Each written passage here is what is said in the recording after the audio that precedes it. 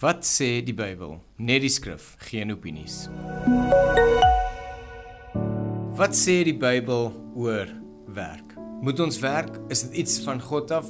Is dit iets wat God verwag? Of is dit dalk net iets wat gekom het as gevolg van die sondeval? Kom ons kyk, wat sê die Bybel oor werk? Ons lees die volgende 5 skrifte.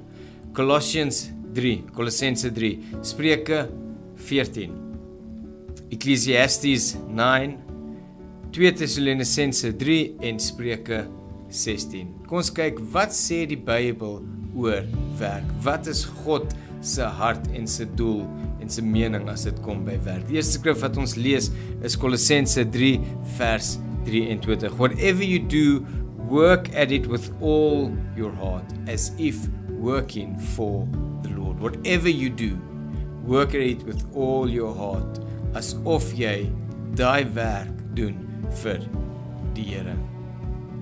Spreuke 14 vers 23. All hard work brings a profit. Alle harde werk sal jy voor beloon word. But mere talk leads only to poverty. Dis baie direk gesê, all hard work brings a profit, but mere talk leads only to poverty. Ecclesiastes 9 verse 10, ek sê jammer, ek weet nie wat dit is in Afrikaans nie.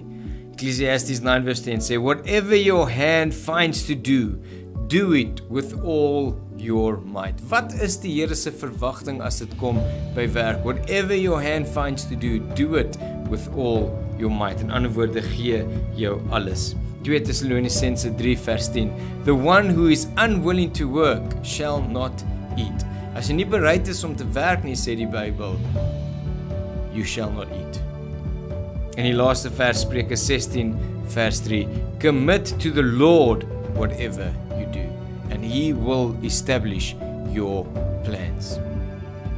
Alles wat jy doen, commit it to the Lord, and he will establish your plans. Daai vers 5 verse sê vir ons wat die Bybel sê oor werk. Ons gaan weer deur dit. Whatever you do with all your heart, work as if for the Lord, not for men. Work leads to profit, talking leads to poverty. When you work, doen dit met al jou krag. Die een wat nie bereid is om te werk nie, sal nie eet nie. En wat ook al jy doen, commit it to the Lord, and he will establish your plans. Wat verander as jy hard begin werk? En dan my tweede vraag, wat sal verander as ons werk begin sien as iets wat ons vir die Here doen? Dalk net 'n vorm van aanbidding. Dit is wat die Bybel sê oor werk.